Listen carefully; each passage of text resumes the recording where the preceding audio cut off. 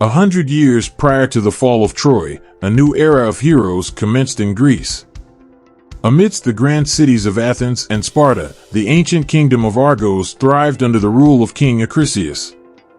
Driven by an insatiable thirst for power, Acrisius had expelled his own brother, Perseus, in order to secure his place on the throne. With his brother no longer a threat, Acrisius married Eurydice, and together they bore a beautiful daughter named Danae.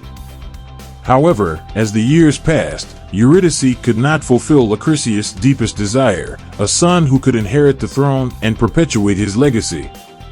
After enduring years of despair, Acrisius turned to the gods, seeking answers and guidance. He sought counsel from the oracle of Delphi, but instead of receiving the advice he sought, he was confronted with a dire prophecy. The oracle foretold that not only would Acrisius never have a son of his own, but his soon-to-be-born grandson was destined to bring about his demise. Gripped by fear and determined to evade death, Acrisius took drastic measures by confining his only child, Danae, within a fortress made of bronze. In an attempt to safeguard his daughter, Danae, Acrisius built an impossibly tall tower that no mortal could scale. With the threat of his grandchildren now seemingly eliminated, Acrisius believed he could avert the prophecy that had haunted him. However, destiny had other plans. Zeus, the king of the gods, caught sight of the princess from his majestic throne atop Mount Olympus and was captivated by her beauty. Seizing an opportunity, he transformed into a shower of golden rain, infiltrating Danae's chamber. The golden drops descended upon her, resulting in her pregnancy.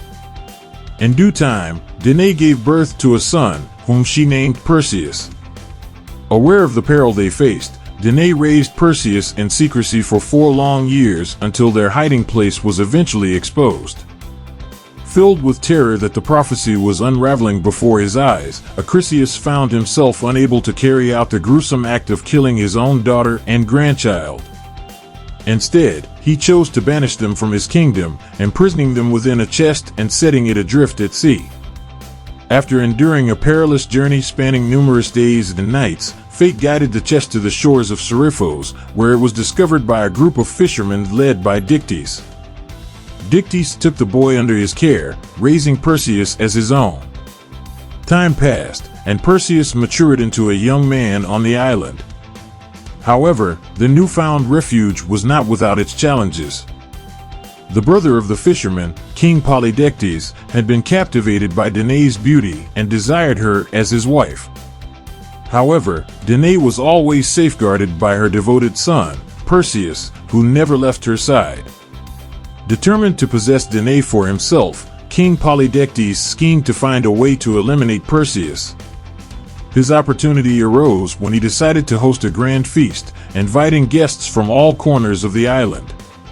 Each guest was expected to bring a horse as a tribute, but Perseus, lacking funds and relying on his exceptional speed and strength, boasted that he could offer a more remarkable gift, the head of Medusa.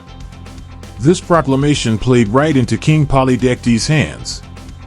Seizing the moment, he commanded Perseus to retrieve the head, not truly expecting the young man to fulfill his audacious promise. Filled with despair and having only heard horrifying tales about the creature that awaited him, Perseus embarked on his perilous journey. Yet, Medusa had not always been a terrifying monster. She was the daughter of the sea gods, Phorcys and Ceto. Medusa, one of the 3 sisters known for their unparalleled beauty, stood out as the most exquisite among them. Every man who gazed upon her was instantly captivated by her charm. Despite her allure, Medusa had devoted her life to Athena, the goddess of war and wisdom. She took a sacred vow of celibacy to serve as Athena's priestess.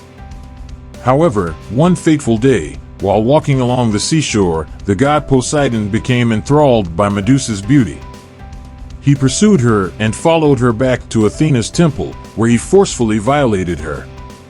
Enraged by this act committed in her sacred sanctuary and unable to direct her wrath towards the powerful Poseidon, Athena placed the blame on Medusa for allowing herself to be defiled and breaking her vow of celibacy. Harnessing her divine power, Athena cursed Medusa, distorting her once enchanting features into a repulsive countenance. Where her hair once cascaded in long, flowing locks, there now writhed a tangled mass of serpents. Her eyes, once capable of seducing any man, now held a petrifying gaze. Now, those who cast their gaze upon Medusa's terrifying visage would be turned to stone. However, Medusa's sisters, who had come to her defense, would not escape Athena's fury. Each of them underwent a transformation into grotesque creatures, and the trio became known as the Gorgons. Banished from their homeland, they sought refuge in North Africa. However, the troubles persisted as warriors from far and wide sought to hunt them for sport.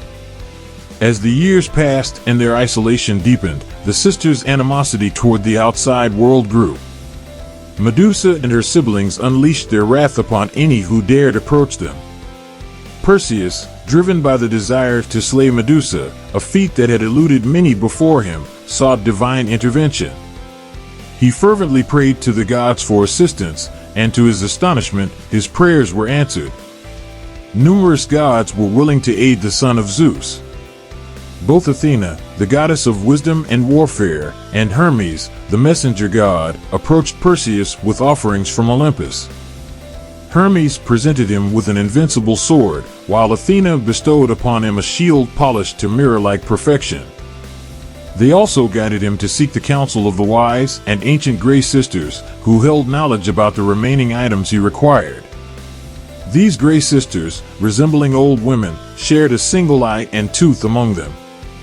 Initially reluctant to disclose the whereabouts of the necessary items to defeat Medusa, the Grey Sisters were siblings of Medusa. However, Perseus quickly recognized their vulnerability.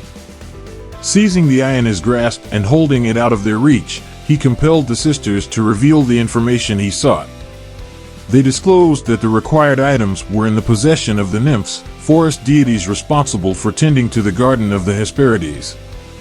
Upon finding the nymphs, Perseus beseeched their aid, and they granted him a pair of winged sandals, Hades' invisibility helmet, and an enchanted bag capable of securely containing Medusa's head. After following the nymphs' instructions, Perseus utilized the winged sandals to fly to North Africa, where he located Medusa's cave. Sneaking into the cave, he found Medusa sleeping among the petrified corpses of her victims. To avoid direct eye contact with Medusa, whose gaze could turn anyone to stone, Perseus cleverly used the reflection in his shield. He swiftly beheaded Medusa, ensuring he did not look into her eyes, and safely stored her head in the enchanted bag. To Perseus's surprise, from Medusa's body sprang forth Pegasus, a magnificent winged horse, who had been growing inside her all along. Perseus mounted Pegasus and began his journey back to Greece, soaring above the ocean. During his flight, he noticed a woman chained to a rock below. This woman was Andromeda, a beautiful princess, who had been offered as a sacrifice to appease the gods. Perseus was captivated by her beauty and approached her parents, offering to slay the sea creature threatening their kingdom in exchange for Andromeda's hand in marriage. They gladly accepted, and Perseus defeated the monster using his sword. After fulfilling his promise, Perseus returned Andromeda safely to the shore, and they were married.